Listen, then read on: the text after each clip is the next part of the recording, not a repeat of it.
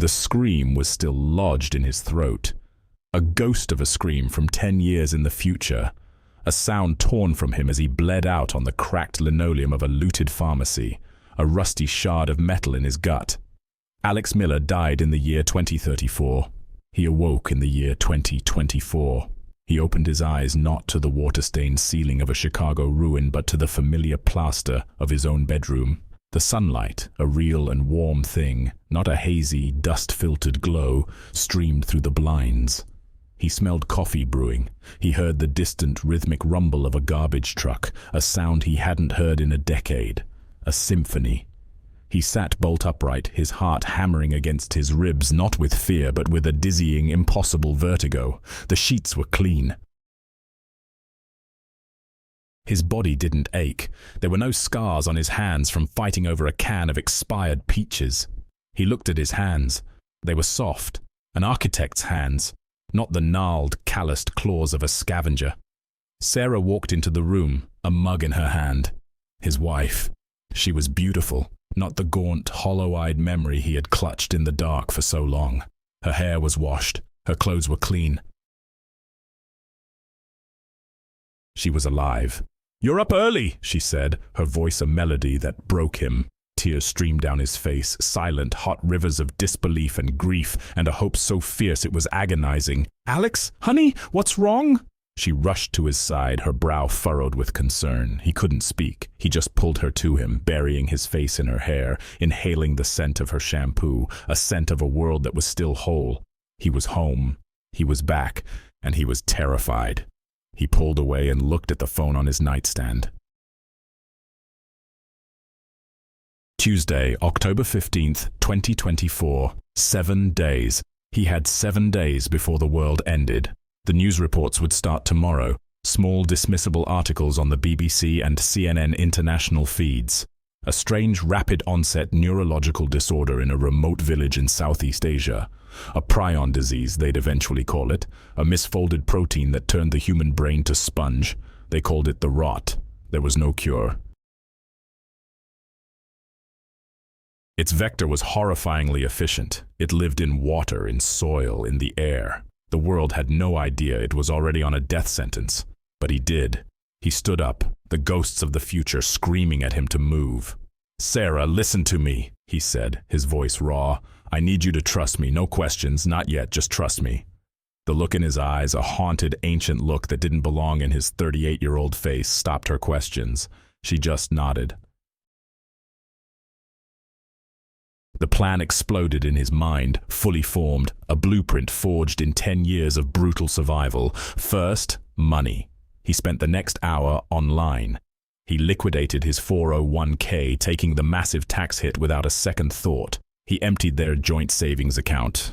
He called the credit card companies and requested the highest possible limit increases, citing a major home renovation. By noon, he had access to nearly $500,000 of digital currency that would be worthless in a month. That afternoon, he told his boss he was quitting, effective immediately. Family emergency, he didn't care, his old life was a husk. The next phase was acquisition. He and Sarah drove the F-150 to the nearest Costco.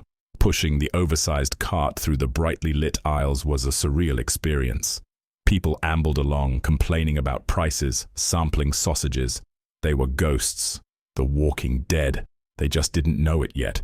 Alex moved with a feverish intensity. He wasn't shopping. He was arming an ark. Carts overflowed with 50-pound bags of rice and beans, cases of high-end canned tuna and chicken, boxes of medical-grade honey and salt. He bought the largest generator they had, along with every can of gasoline he was allowed. He bought a pallet of bottled water, not for drinking, but for bartering. He spent an hour in the pharmacy aisle, clearing the shelves of antibiotics, painkillers, iodine, sutures, and trauma kits. The pharmacist gave him a strange look. "Big camping trip?" she asked. "Something like that," Alex said, his jaw tight. He bought tools. High-end axes, saws, hammers, a complete mechanics tool set. He bought maps, detailed topographical maps of every state west of the Mississippi. He knew the internet and GPS would be among the first luxuries to die. The guns came next. This was America. In the future, a reliable firearm was the only law that mattered. He went to 3 different gun stores. He used cash. He bought a Ruger 10-22. Simple, reliable, its .22 ammunition, plentiful, and lightweight. A Mossberg 500 shotgun, the sound of its pump action a universal language for back off, and a Glock 19, the cockroach of handguns. He bought thousands of rounds for each. The background checks cleared. He was a citizen in good standing in a nation on the brink of non-existence. The entire time, Sarah watched him, her face a mixture of confusion and growing dread. In the car, surrounded by a mountain of survival gear, she finally broke. "Alex, you have to tell me what's going on. Are we in trouble? Is someone after us?"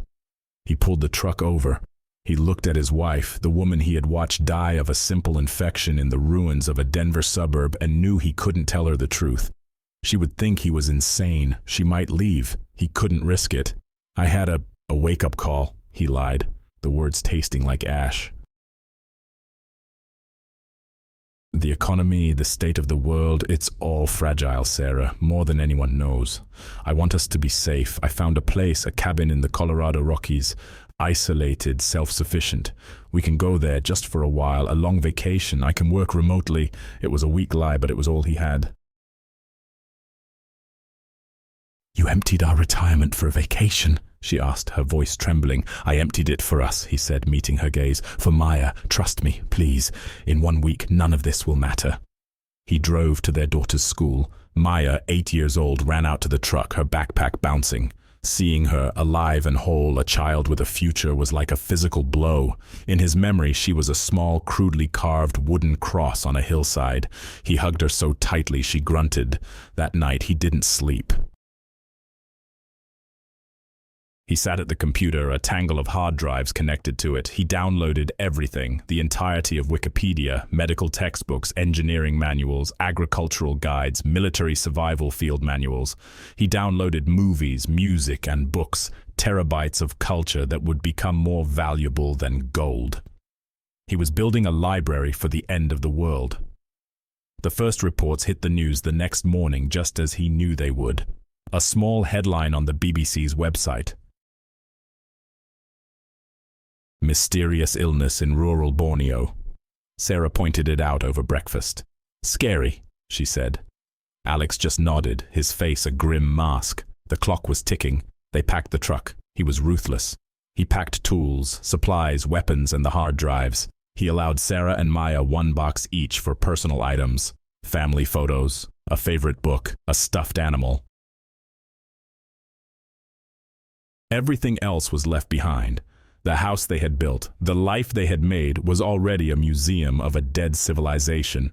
As they drove out of their quiet suburban neighborhood for the last time, Maya waved goodbye to her friend's house. The radio was playing a pop song. The sun was shining. It was a perfect autumn day, and Alex Miller drove toward the mountains, the ghost of a scream still lodged in his throat, a sentinel who had already seen the fall of man. The scarcity, the violence, the breakdown of everything was not a theory to him. It was a memory, and he would not let it happen to his family again.